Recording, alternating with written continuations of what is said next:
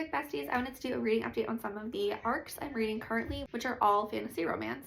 What a shock. First one is Arcana Academy by Elise Kova. If you ever found yourself interested in tarot-based magic systems such as Rachel Gillig's Shepherd King duology or M.A. Carrick's Rook and Rose trilogy, then Arcana Academy is definitely for you. In this fantasy world, only certain people called arcanists can ink tarot cards, and when they do that, they imbue them with magic, and they're able to use it in so many different ways.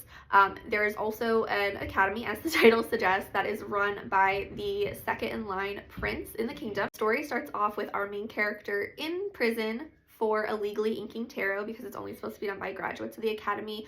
That way the kingdom can keep everything really close. The prince is coming to execute her and she makes an escape and then realizes he actually meant for her to do that. Quickly, he tells her his plan. He wants her to ink one of the major arcana cards for him, which she has always been told ever since she was little is completely impossible. This book is so full of twists. I definitely see this being an enemies to lovers romance where it is definitely a hate to like possibly situation. I'm about 30% and we haven't even gotten there yet. It is just so interesting. It's basically like Harry Potter tarot but in college, if you will. Arcana Academy will be out in July. The next arc I'm reading is House of Blight by Maxim M. Martineau, which will be out in April. This will be more of your typical fantasy where it is a world with fae, and our main character is a healer. Every time she heals, it takes away from her lifespan, whether that be days, weeks, months. She doesn't really know. It kind of does depend on like what the type of sickness is. Because of this, she has to keep her magic hidden. She lives with her two brothers. They kind of just stay on the edge of society. Brothers work in the mines. She is an apothecary by trade. Only a couple people know about her magic. The fae in this world are called Evers. And not only do they own the town and the mines and a little bit of everything, they're essentially the royalty. One day when she is at the market with her apothecary stand, one of the Evers comes through the portal. Immediately tries to leave. She wants to stay under the radar, but he takes an interest in her, asks her if she'd like to get dessert later. She says no, she's too busy. She runs home.